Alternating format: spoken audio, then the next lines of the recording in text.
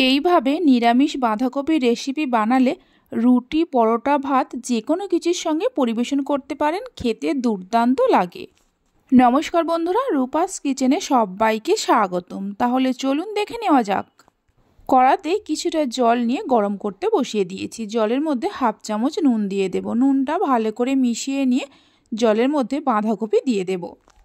এখানে একটা বড় সাইজের বাঁধাকপির অর্ধেকটা নিয়ে এইরকম বড় 4টে টুকরো করে কেটে নিয়েছি। বাঁধাকপি জলের মধ্যে দেওয়ার পর গ্যাসের ফ্লেমটা হাইতে রেখে ঢাকা দিয়ে বাঁধাকপি সেদ্ধ করে নেব। 3-4 মিনিট পর ঢাকা খুলে বাঁধাকপিগুলোকে একটু উল্টে দেব। গ্যাসের ফ্লেমটা হাইতে রেখেই বাঁধাকপিগুলো সেদ্ধ করে নিতে হবে। বাঁধাকপিগুলোকে উল্টে দেওয়ার পর আবারও ঢাকা দিয়ে মিনিট 3-4 সময় ধরে রান্না করে নেব। খুবই কম সময়ের মধ্যে বাঁধাকপির এই রেসিপিটা বানিয়ে নেওয়া যায়। 4 মিনিট পর ঢাকা খুলে দেখে নেব বাঁধাকপিগুলো সেদ্ধ হয়েছে কিনা।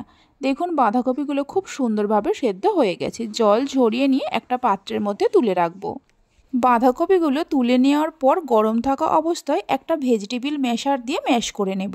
ম্যাশার যদি না থাকে তাহলে গ্লাস বা বাটির পেছন দিয়েও করে নিতে পারেন। বাঁধাকপিগুলো ম্যাশ করে নেওয়ার পর গ্যাসের ওপর একটা কড়া বসিয়ে কড়ার মধ্যে দিয়ে দেব 4 চামচের মতো সরিষার তেল। তেল গরম হওয়ার পর অল্প করে দিয়ে দেব কালো জিরে আর 2টো গোটা শুকনো লঙ্কা। ফোড়নটাকে 10-12 সেকেন্ড ভেজে নেওয়ার পর দিয়ে দেব কয়েক টুকরো আলু। এখানে একটা বড় সাইজের আলুকে আগেই কেটে ধুয়ে রেখেছিলাম। আলুগুলোকে হাই ফ্লেমে ভালো করে ভেজে নিতে হবে। আলুগুলোকে লাল লাল করে ভেজে নেওয়ার পর দিয়ে দেব হাফ চামচের মতো গ্রেট করা আদা। একটা মিডিয়াম সাইজের টমেটোকে কুচিয়ে নিয়ে দিয়ে দেব। আলুর সঙ্গে আদা আর টমেটোকে 10-12 সেকেন্ড ভেজে নেব। আদা আর টমেটোকে ভেজে নেওয়ার পর অল্প করে জল দিয়ে দেব। এবার কিছু গুঁড়ো মশলা দেব। এখানে আমি জিরে গুঁড়ো, ধনে গুঁড়ো, হলুদ গুঁড়ো আর ঝাল লঙ্কার গুঁড়ো নিয়েছি। সব কিছু 1 চামচে 3 ভাগের 1 ভাগ করে দিয়েছি। 1 মুঠোর মতো মটরশুঁটি দিয়ে দেব। মিডিয়াম ফ্লেমে সব কিছুকে মিনিট 3-4 সময় ধরে কষিয়ে নিতে হবে। আলুর সঙ্গে মশলাগুলোকে ভালো করে কষিয়ে নেওয়ার পর বাঁধাকপিটা দিয়ে দেব। স্বাদ মতো নুন দিয়ে দেব। বাঁধাকপি সেদ্ধ করার সময় নুন দিয়েছিলাম, তাই নুনটা বুঝে দিতে হবে। সামান্য চিনি দিয়ে দেব।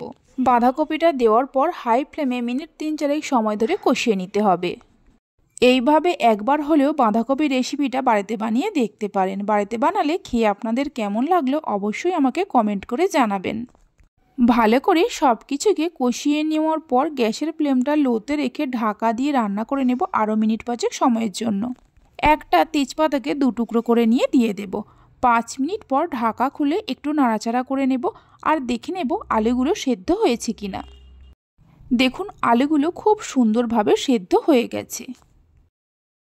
সবশেষে দিয়ে দেব হাফ চামচের মতো ভাজা জিরের গুঁড়ো। এখানে আমি গোটা জিরেকে আগেই ভেজে গুঁড়ো করে রেখেছিলাম। 2টো চেরা কাঁচা লঙ্কা দিয়ে দেব আর 1 টুকরো বাটার দেব। লো ফ্লেমে আবারও সব কিছুকে খুব ভালো করে মিশিয়ে নেওয়ার পর গ্যাসের ফ্লেমটা বন্ধ করে দিতে হবে। দেখুন বাঁধাকপির এই রেসিপিটা কত সুন্দর হয়েছে।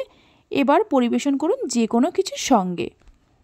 রেসিপি ভালো লেগে থাকলে অবশ্যই একটা লাইক করবেন, বন্ধুদের সঙ্গে শেয়ার করবেন। ভালো লাগলে চ্যানেলটি সাবস্ক্রাইব করে পাশে থাকা বেল আইকনটি প্রেস করবেন নতুন রেসিপির আপডেট পাওয়ার জন্য। ভিডিওটা আমি এখানেই শেষ করছি। আপনারা সবাই ভালো থাকবেন, সুস্থ থাকবেন। ধন্যবাদ।